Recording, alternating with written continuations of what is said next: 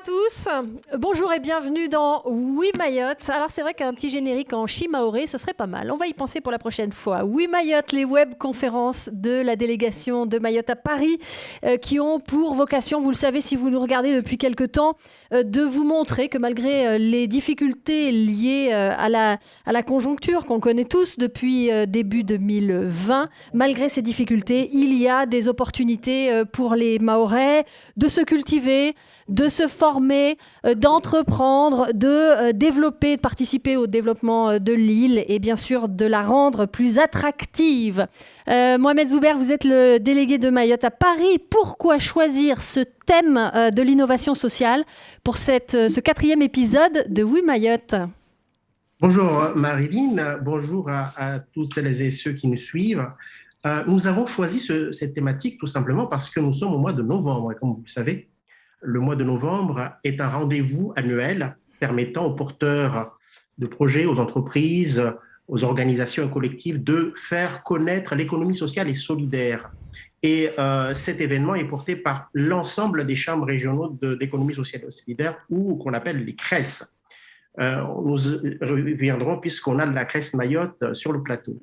Deuxième chose, c'est que l'économie sociale et solidaire a trouvé à Mayotte un terrain favorable, un terreau fertile, car culturellement, historiquement, je peux citer des exemples ici comme le Moussada, qui est une forme d'entraide sociale. Si une personne fait un projet et construit ou fait un mariage, l'ensemble de la communauté vient lui porter une aide pour réaliser son projet. Je peux citer un deuxième exemple qui est le Chikoa, qui est la tontine, qui est cette sorte de levée de fonds traditionnelle qui permet aux bénéficiaires tous les mois de pouvoir prendre cet argent et réaliser son projet. Et donc, l'économie sociale et solidaire, une fois institutionnalisée ou rationalisée à Mayotte, a trouvé là un terrain favorable permettant à Mayotte aujourd'hui de devenir un champion de France dans ce domaine. Nous avons souhaité également parler de cette thématique en mettant l'accent sur l'innovation sociale, car comme vous le savez, cela permet d'apporter des réponses à des besoins sociaux, soit nouveaux, soit mal satisfaits. Et Mayotte permet également, ça permet aussi pour nos délégations d'informer notre jeunesse, d'informer les acteurs que ce domaine est porteur d'emploi et porteur d'avenir. Enfin, nous avons voulu, et je vais m'arrêter là, voulu parler de cette thématique tout simplement parce que le conseil départemental de Mayotte accompagne énormément l'économie sociale et solidaire à Mayotte et je pense qu'on a un collègue ici qui va nous parler de ça tout à l'heure. Cette introduction, l'innovation sociale, c'est vrai que c'est une opportunité que l'économie sociale et solidaire pour tous les Mahorais sur l'île bien sûr, mais aussi les Mahorais en métropole. Et c'est ce qu'on a envie de vous dire, nous, aujourd'hui, pendant cette heure, ensemble. Nous sommes des gens positifs, des gens enthousiastes et on est convaincus, nous, que l'innovation sociale est une solution de développement pour Mayotte. Jean-Luc Chotagna, qui est à côté de moi, est convaincu de cela aussi. Bonjour Jean-Luc Chotagna, expert en innovation sociale. Vous détaillerez tout à l'heure le spectre de l'innovation sociale. Qu'est-ce que c'est finalement que de l'innovation sociale et comment les Mahorais peuvent être les principaux acteurs de cette innovation sur le territoire? Comment les Mahorais peuvent-ils devenir réellement les acteurs des super entrepreneurs de l'ESS?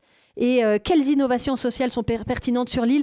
C'est ce dont on va parler, bien sûr, dans ce numéro. On va découvrir 2 entreprises qui sont avec nous en duplex et qui se trouvent d'ailleurs à Mayotte. 2 entreprises volontaires, 2 entreprises engagées.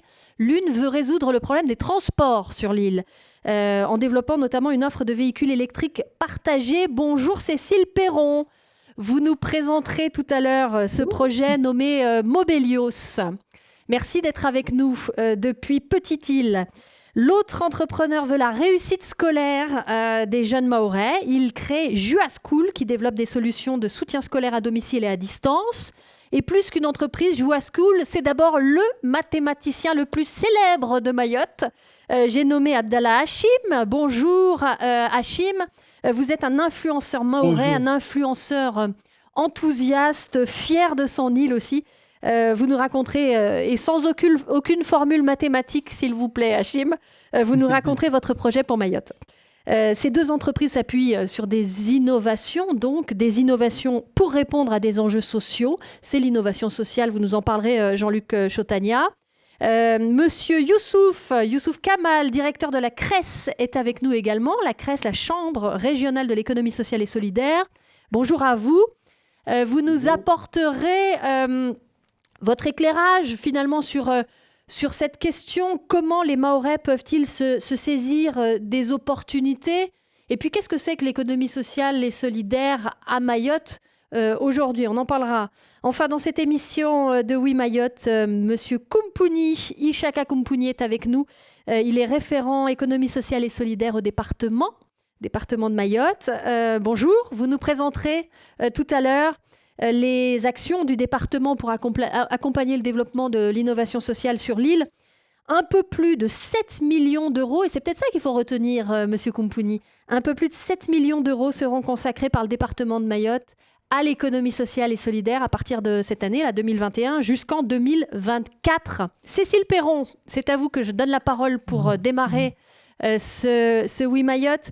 Vous êtes donc donné comme mission la lutte contre les bouchons, contre les embouteillages, les difficultés de circulation à Mayotte, et vous développez une offre de véhicules électriques partagés. Expliquez-nous, quelle est votre idée?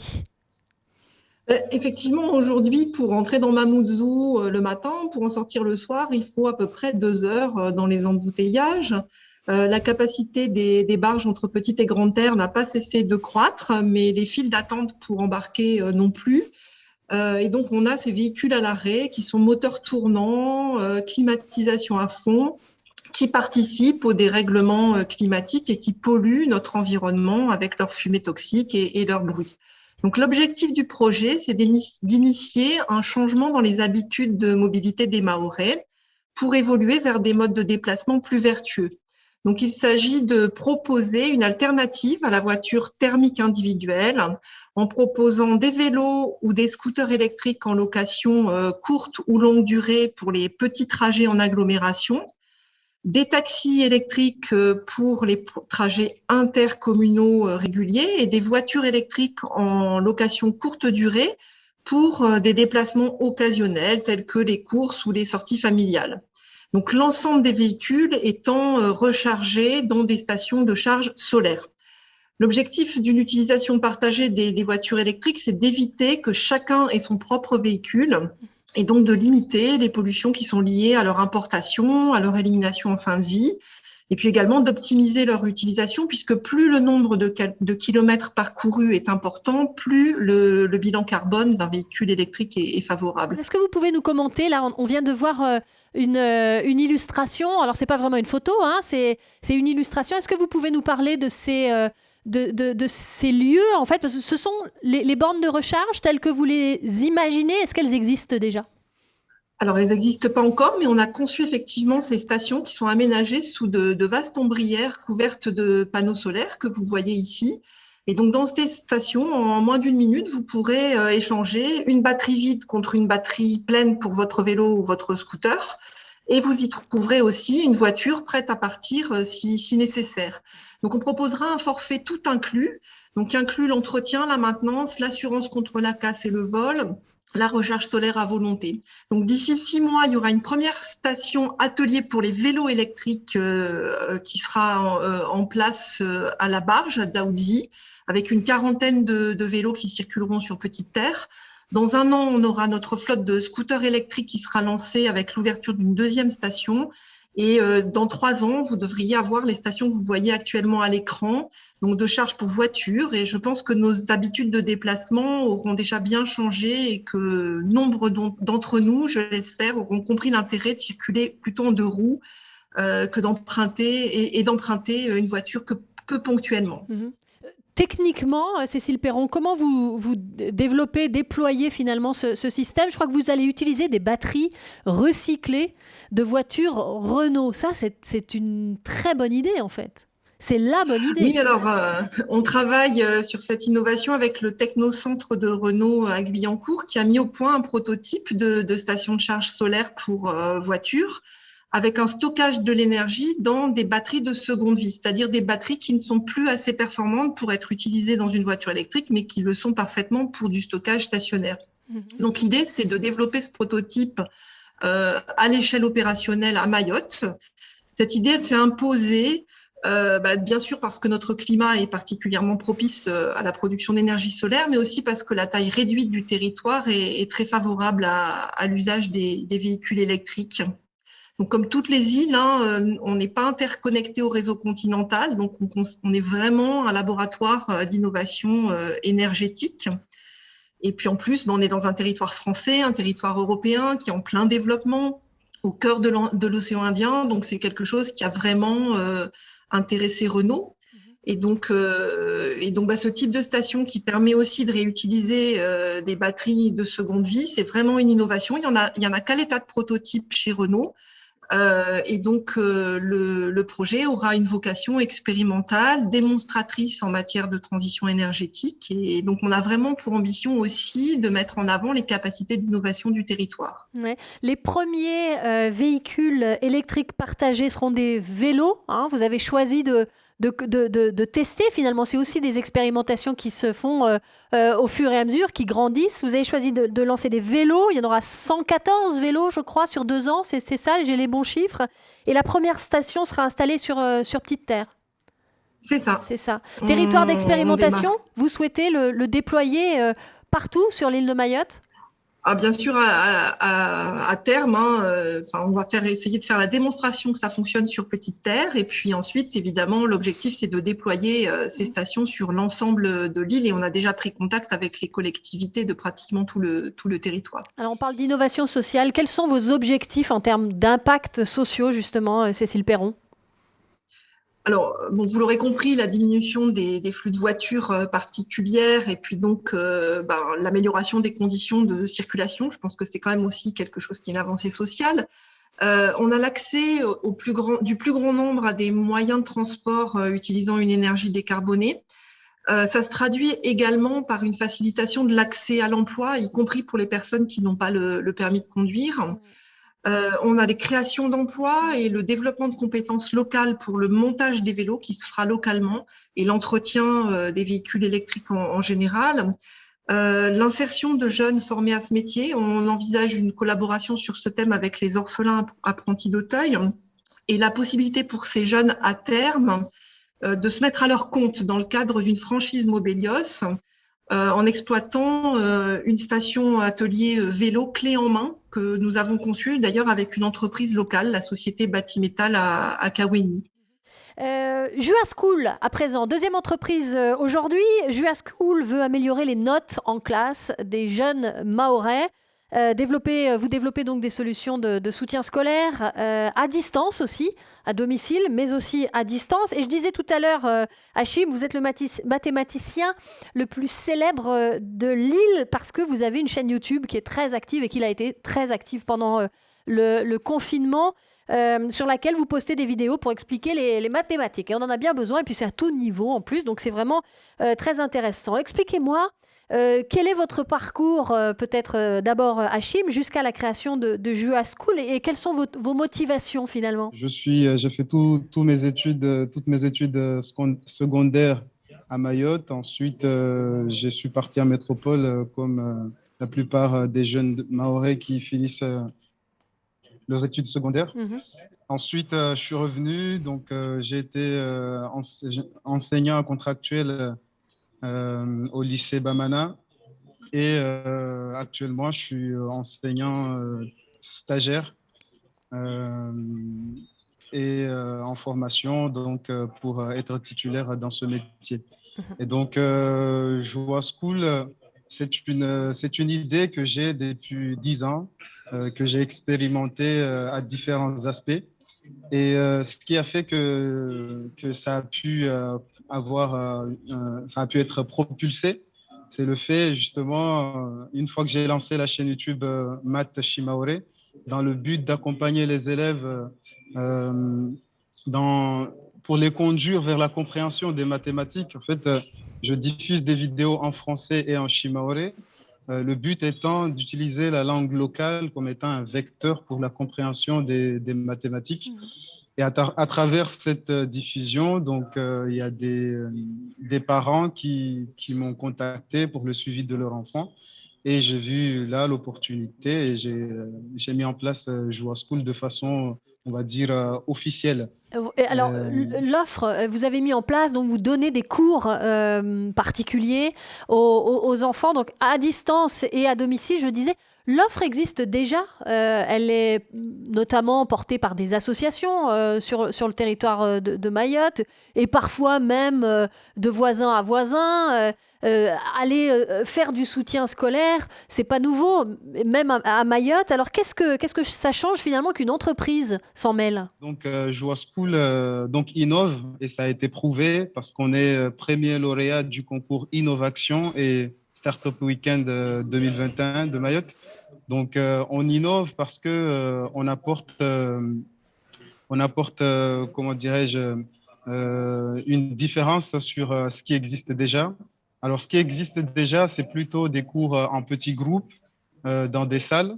Et nous, on met en place des outils pour accompagner l'élève à domicile lorsque la compétence est à proximité de la demande. Donc, on met en place à domicile et à distance lorsque la compétence est éloignée de la demande. Et puis, non seulement il y a le suivi à domicile, mais des outils qui permettent de faciliter le suivi à domicile aussi. On a une banque de ressources pour accompagner nos formateurs, mais aussi qui est mis au service de nos élèves. Et donc, cela permet de garantir la rémunération de nos formateurs. Et ça, c'est un point positif parce que lorsqu'il est fait sous forme non formelle, il y a cette problématique que rencontrent les formateurs. Et aussi, au-delà de l'accompagnement du soutien scolaire à proprement dit, on propose différents services, différentes options qui vont donner à l'enfant la motivation, l'autonomie, du coaching pour les parents sur comment est-ce qu'ils doivent suivre leur enfant. Et on s'occupe particulièrement aussi de leur orientation, qui est une question très importante pour la réussite d'un élève. On s'occupe de l'élève, de son suivi, de la maternelle jusqu'au supérieur et jusqu'à l'insertion professionnelle. Voilà. Quels sont vos objectifs? Je vous pose la même question que j'ai posée à Cécile Perron. Quels sont vos objectifs en termes d'impact sociaux en particulier? Alors, nous nous sommes positionnés pour l'excellence, c'est-à-dire la réussite, le taux de réussite à Mayotte. Donc, c'est notre première préoccupation. Nous voulons comment dirais-je, préparer l'élite de demain. Et ça commence par un suivi. Nous voulons aussi, à travers ce suivi, objectif social et impact social. Grâce à cette activité, on a des étudiants qui ont un job étudiant qui leur permettent de subvenir à leur scolarité. Je me tourne vers Jean-Luc Chotagna à présent. Jean-Luc, vous êtes expert en innovation sociale, vous avez créé des projets collectifs de l'économie sociale et solidaire dans les secteurs de l'alimentation bio, de l'agro-tourisme. Vous connaissez très bien les structures de l'ESS, mais aussi les leviers qui permettent le développement de l'ESS. Vous animez des formations aussi, d'ailleurs, pour la CRES de Mayotte, où vous pouvez accompagner des projets de création. En quoi ces deux entreprises, déjà, font de l'innovation sociale? Eh bien, là, on est vraiment dans l'innovation sociale, dans le sens où les activités qui ont été présentées n'existaient pas à Mayotte dans la forme qu'elles ont développée. Par exemple, pour l'enseignement, il y a une pédagogie individualisée, il y a des méthodes bien spécifiques. On utilise aussi des outils numériques une proximité avec les enfants, les jeunes. Pour la mobilité, bien, là, je pense que c'est assez évident que ce service n'existait pas, qu'il est vraiment nouveau, qu'en plus, il répond aussi à des enjeux écologiques qui sont forts, des enjeux de problématiques fortes sur la circulation. Donc là, on est bien dans le champ de l'innovation sociale à 100%, je dirais. Qu'est-ce que c'est la définition de l'innovation sociale, finalement ? Alors, l'innovation sociale, ça a été reconnu par la loi d'économie sociale et solidaire de 2015. Ça consiste en fait à une meilleure reconnaissance et à une réponse pour des besoins sociaux qui sont peu ou mal satisfaits. Et alors, c'est aussi dans la façon de produire des biens ou des services, dans la façon dont on va organiser une nouvelle activité. Ça peut aussi concerner l'organisation elle-même, comment elle est faite. Et du côté de l'économie sociale et solidaire, on sera particulièrement attentif à la question de la participation des usagers, des clients, qui pourront même devenir des membres effectifs des organisations qui portent ces innovations. Donc ça, c'est vraiment quelque chose de déterminant. Et puis, il y a aussi... Les organisations, c'est les sociétés coopératives, par exemple les SCOP, les SIC. On en parlera là dans un instant. Je donnerai la parole à Cécile Perron, d'ailleurs, sur ce sujet, puisque Mobelios crée une SIC. Mais continuez. Oui, tout à fait. Donc, les organisations... Alors après, toute entreprise peut se saisir de l'innovation sociale dans ses activités. Mais c'est vrai qu'au niveau de l'ESS, on sera plus sur des modèles associatifs, coopératifs, qui vont porter ces projets. On parle de besoins sociaux, mais on a aussi intégré la dimension environnementale. Et de plus en plus, on parle d'innovation sociale pour répondre aux questionnements forts de transition écologique qui est nécessaire également. Qu'est-ce que peuvent en espérer les Mahorais ? On comprend bien qu'on a deux visions de l'économie aujourd'hui. Il y a l'économie classique. On a tendance à dire que c'est pour faire de l'argent. Bon, après, on fait ce qu'on veut de cet argent, mais voilà. Et puis, il y a une économie qui est économie sociale et solidaire, qui est davantage tournée vers la réponse aux besoins. Alors, quels sont les besoins non couverts à Mayotte ? Qu'est-ce que les Mahorais peuvent attendre de cette innovation sociale ? Alors, moi, j'ai pu connaître un petit peu Mayotte. J'y ai passé pas mal de temps, mais évidemment que ce sont les Mahorais eux-mêmes qui sont les plus à même de répondre à cette question. Cependant, je peux juste me faire l'interprète de ce que j'ai pu entendre à Mayotte. Donc il y a vraiment des problèmes structurels liés à l'emploi, au logement, à la problématique des jeunes qui est assez aiguë, de formation, d'insertion, d'intégration. Tout un tas de questions liées à la précarité, la pauvreté. Également des problèmes économiques liés à un développement qui est encore à faire, y compris aussi lié à l'alimentation, par exemple. Il y a une autosuffisance alimentaire qui n'est pas assez importante. Donc Mayotte dépend encore beaucoup de l'extérieur. Voilà, il y a des besoins vraiment multiples. Et quand on dit innovation, justement, c'est comment trouver des nouvelles façons de répondre à ces besoins, d'essayer de sortir un petit peu du cadre, même s'il y a déjà beaucoup de choses qui sont faites. On peut peut-être faire des choses un peu différemment, et notamment d'associer la population, les acteurs locaux, à la définition de leur économie. Et c'est pour ça qu'on va rentrer dans une économie qui va être à but non lucratif, ou au moins avec une lucrativité limitée. Bien sûr que toutes les expériences d'innovation sociale ont un modèle économique qui doit être équilibré, mais ce qui est recherché, ce n'est pas le profit à court terme. Donc il y a vraiment une notion de durabilité des entreprises par rapport à l'innovation sociale, et aussi d'hybridation des ressources, c'est-à-dire qu'on va pouvoir à la fois s'appuyer sur le marché, donc avec une clientèle, etc., des services, des produits qu'on va vendre, mais également avec des ressources qui vont être d'origine publique ou privée, et qui vont renforcer le modèle économique des structures qui vont porter ces innovations. Vous accompagnez, Jean-Luc Chautagna, beaucoup les entrepreneurs ou les porteurs de projets. Que constatez-vous des freins qu'ils rencontrent et comment les lever ? Alors, il y a des freins à Mayotte qui sont liés notamment aux capacités d'investissement et au manque d'acteurs dans le domaine du financement. Donc, par rapport à ça, on peut tout à fait s'appuyer aussi sur des financements participatifs. On en avait parlé en introduction qu'à Mayotte, il y avait une pratique autour de la tontine, par exemple. Eh bien, on peut tout à fait, par exemple, avec des SIC, faire un appel à l'épargne citoyenne via les titres participatifs. Donc, il y a des moyens de financer par soi-même. Ensuite, je pense qu'il y a un gros travail à mener, et les collectivités le font déjà, mais encore plus, de sensibiliser les acteurs du financement, les acteurs bancaires, pour qu'ils puissent intervenir, y compris en fonds propres, dans les entreprises qui sont en création. Et après, il y a une dimension qui est liée vraiment à la capacité de l'action collective. Donc c'est vrai que c'est pas toujours évident d'entreprendre collectivement et d'associer aussi des parties prenantes très différentes, mais on voit que ça porte ses fruits. Les SIC en France actuellement, par exemple, sont en plein essor. Elles représentent la capacité à mobiliser des acteurs différents sur un même projet, que ce soit des acteurs publics, des acteurs privés, des associations, des habitants, des entrepreneurs. Et donc, si on lève ce frein-là, je pense que Mayotte a beaucoup de choses à faire dans l'avenir. Est-ce qu'il y a les compétences à Mayotte pour cette innovation sociale? Ça aussi, c'est important parce que créer l'innovation sociale, ça veut dire avoir déjà des ingénieurs, des chercheurs, il faut avoir des personnes de compétences. Est-ce qu'il y a un frein de ce côté-là? Alors, c'est vrai que je pense qu'à Mayotte, il y a beaucoup d'envie, beaucoup d'énergie, mais il manque peut-être des jeunes, justement, qui reviennent et qui portent ces projets ambitieux d'avenir. Qui reviennent de métropole? Oui, notamment de métropole, après leurs études, et qui puissent avoir des parcours professionnels vraiment intéressants au service de la collectivité.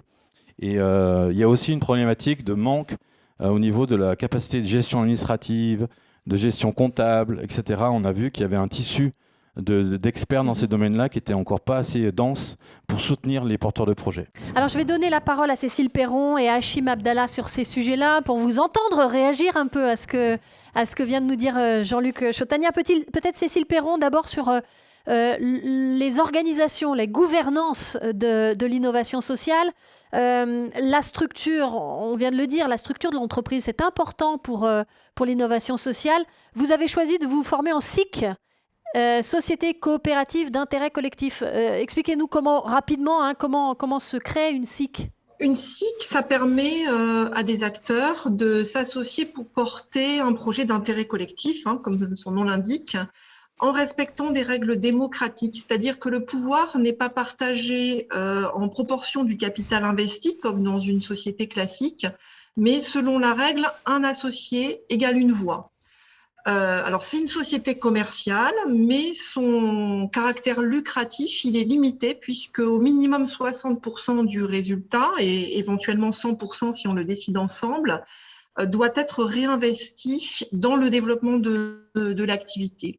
Donc, notre SIC, les membres fondateurs sont la société Mobelios qui a initié le projet, la coopérative Taxi Vanille 976, et puis les mairies des 2 communes de Petite-Terre où sera implantée la première station.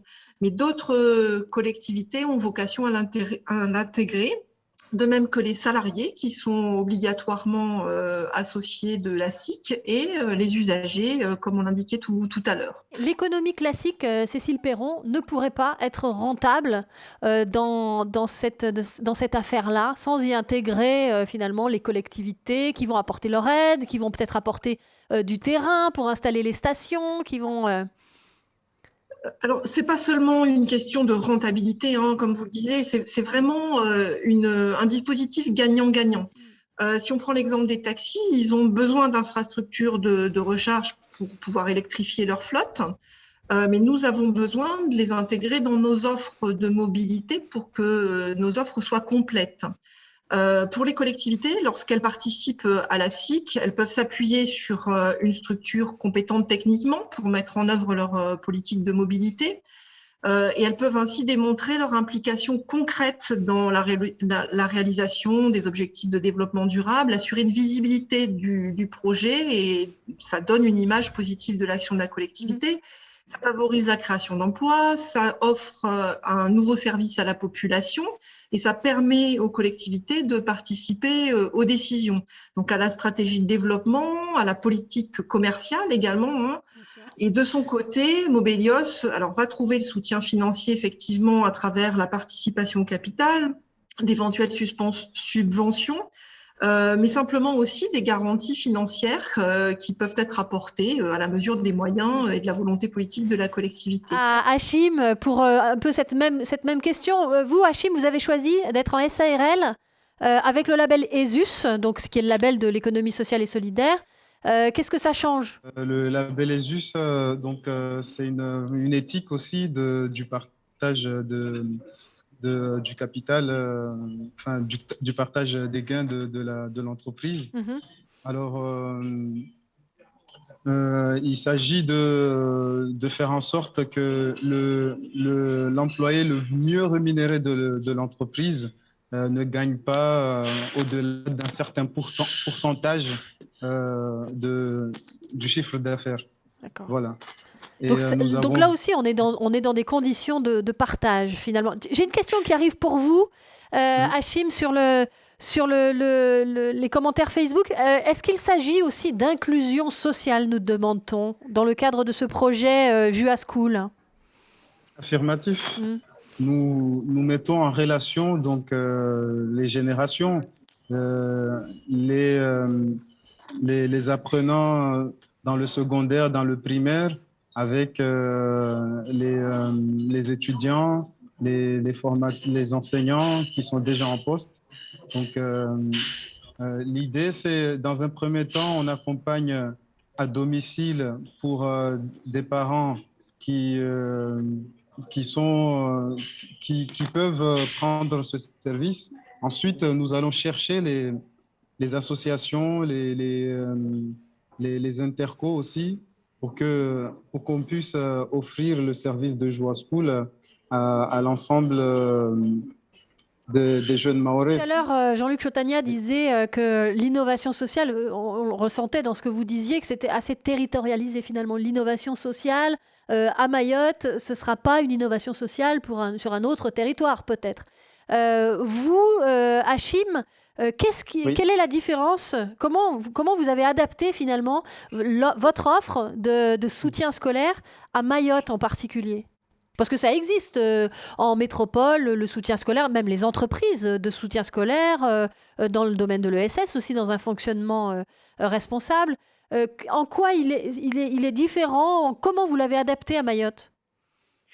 Alors, nous l'avons adapté en étudiant sur le terrain, après avoir fait une expérimentation d'1 année, en rencontrant les premières familles qui ont testé le modèle et en échangeant avec eux. Donc, on a pris en compte que le fait de donner un cours à un jeune n'était pas suffisant pour la réussite de ce jeune. Il fallait donc introduire d'autres services qui favorisent la réussite de l'élève, à savoir des solutions de motivation. Donc, nous sommes en train d'étudier comment mettre en place un serious game qui permette aux enfants de jouer, en même temps de réviser, en même temps de gagner des points qui vont leur permettre à la suite de s'offrir un service ou de s'offrir un autre cours gratuitement.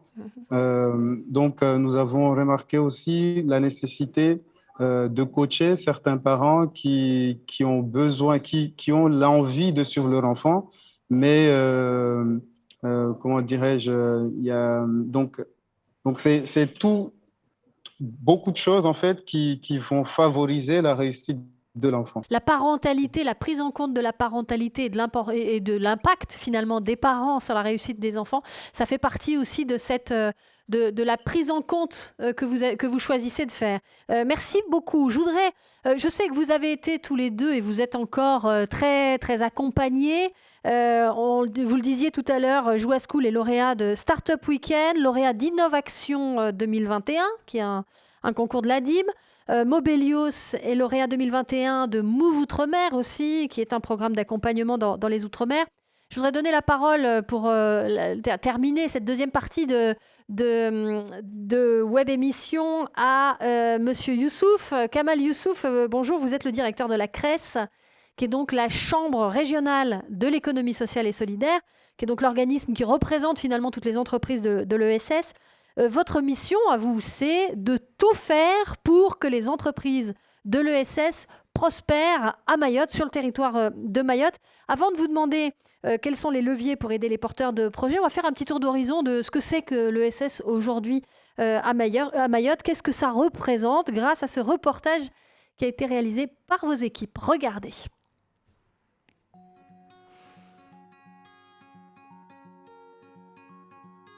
Mayotte est le plus dynamique des territoires d'outre-mer, et pour cause. 14% des entreprises privées de l'île sont des entreprises de l'ESS. Elles génèrent en 2016 23% de l'emploi. C'est un salarié sur 4 à Mayotte qui est utile à son territoire et consacre le collectif comme mode de production. De plus en plus de Mahoraises et de Mahorais entreprennent sous forme de coopérative, séduits par le principe qui considère qu'une personne égale une voix dans les prises de décision au sein de l'entreprise. En termes d'implantation, la répartition de nos entreprises est encore inégale. La CADEMA concentre 56% des entreprises et 78% de leurs emplois. L'ESS affiche à Mayotte une croissance des emplois de 9% entre 2016 et 2017, bien plus que dans toutes les autres régions françaises. Ceci grâce au soutien des politiques publiques, à l'ensemble des acteurs de l'ESS et aussi à la détermination de votre CRES pour représenter, accompagner et promouvoir les initiatives locales. La vision mahoraise de l'ESS s'exporte déjà au-delà de l'Europe et se connecte au monde avec des territoires comme l'Union des Comores, le Mali, le Cameroun, le Togo, Aruba, le Groenland, la Tanzanie, le Kenya, le Mozambique. Si la CRES de Mayotte a été créée le 26 juin 2014, il aura fallu attendre l'ordonnance du 7 avril 2016 pour que la loi ESS soit appliquée à Mayotte et qu'enfin la CRES déploie ses moyens. À cette période, Mayotte est confrontée à un taux de pauvreté de 84%. La commande publique apparaît alors comme un moteur de croissance essentiel dans un territoire aux caractéristiques hors normes. En collaboration avec le Conseil départemental de Mayotte et l'État, la CRES développe un premier dispositif ayant vocation à insérer les clauses sociales dans les marchés publics. Il permet aux personnes les plus éloignées de l'emploi de se réinsérer sur le marché du travail. Un deuxième dispositif a été conçu pour répondre aux enjeux des politiques publiques en matière de santé. Made in ESS accompagne l'éclosion de projets innovants et structurants dans les domaines de la santé publique et de l'action sociale. En complément de ces dispositifs, la CRES a développé un incubateur labellisé French Impact. Fania Lab permet ainsi à des porteurs de projets de passer de l'idée à la création de richesses.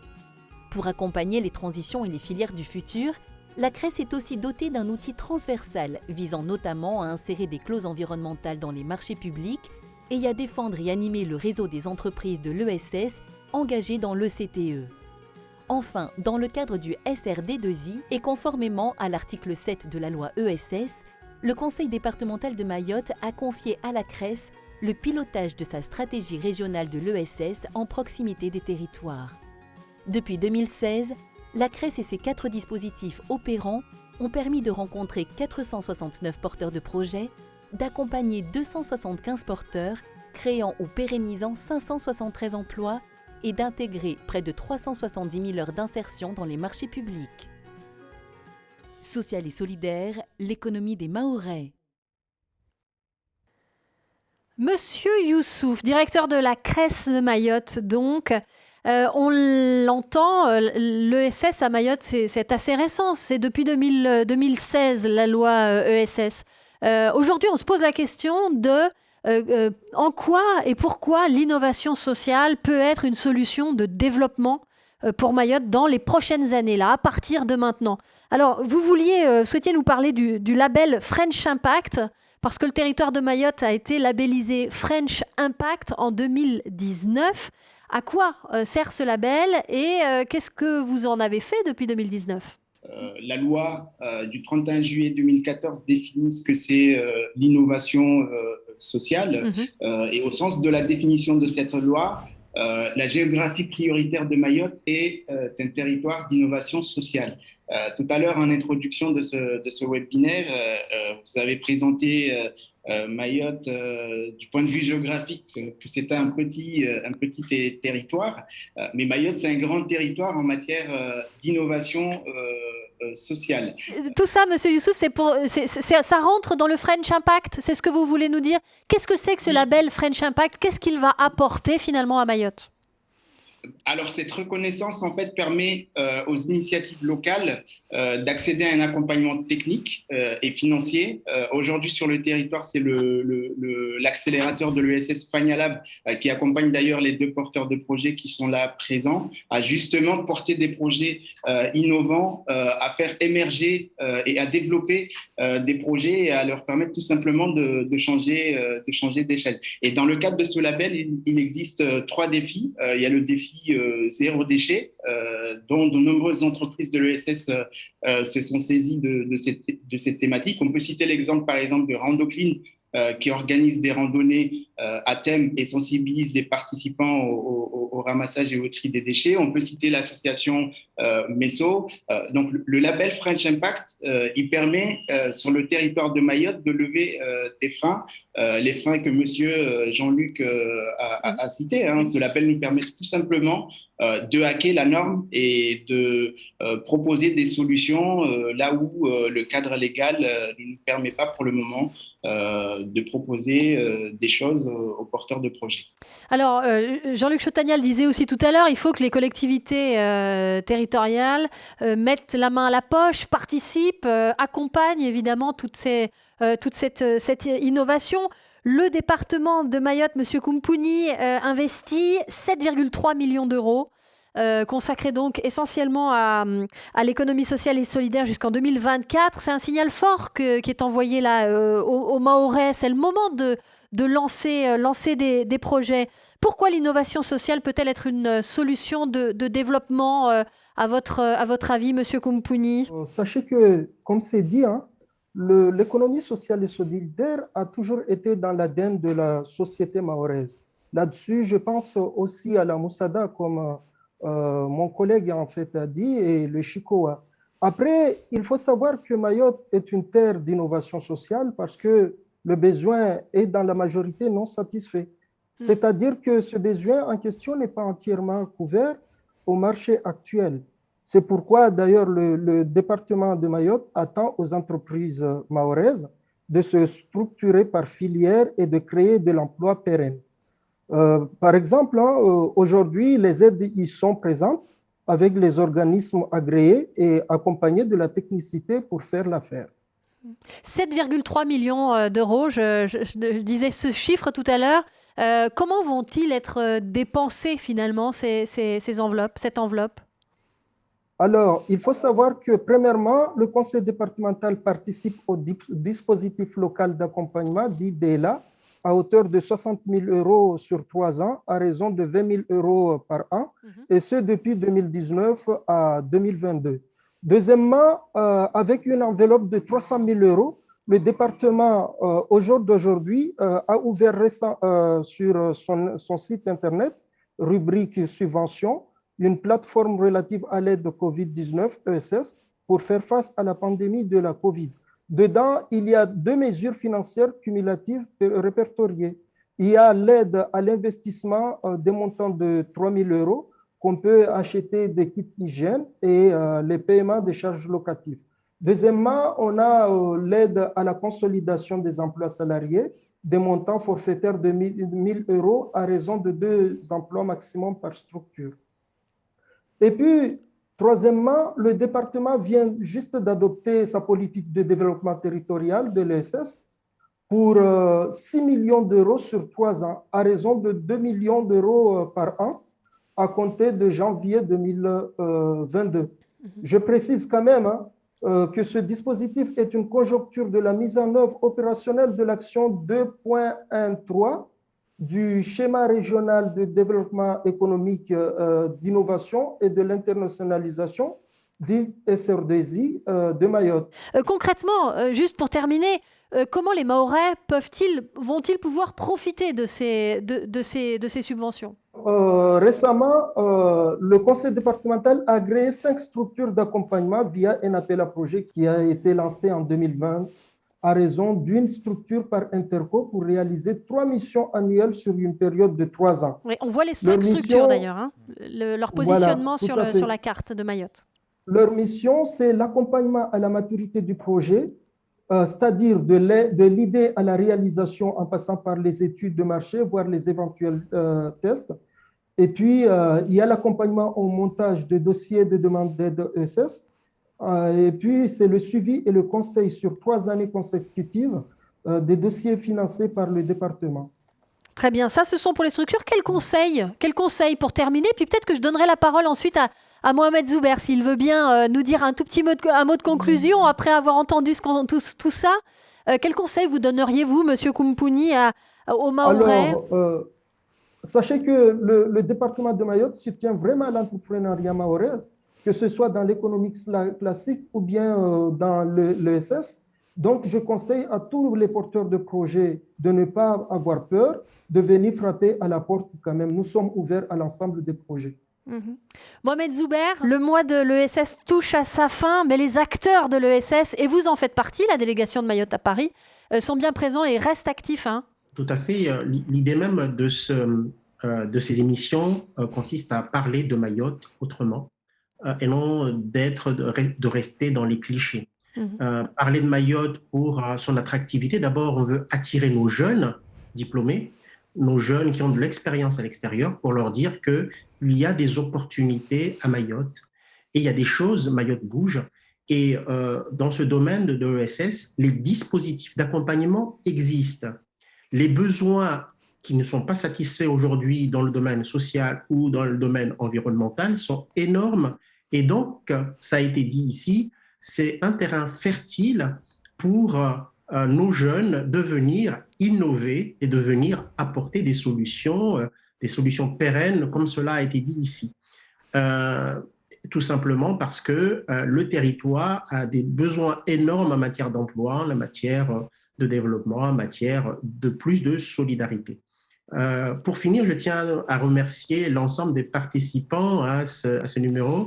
Je tiens à remercier aussi celles et ceux qui nous ont suivis et en leur disant que oui, Mayotte, c'est un territoire qui bouge et oui, Mayotte, c'est un territoire d'avenir et un territoire d'innovation. Très bien, merci beaucoup Mohamed Zouber. Merci également aux 4 intervenants qui étaient donc en duplex depuis Mayotte. Merci à vous. Merci Jean-Luc, ici depuis la métropole où on réalise ce plateau. On se donne rendez-vous très très bientôt pour un nouveau Oui Mayotte. À très bientôt.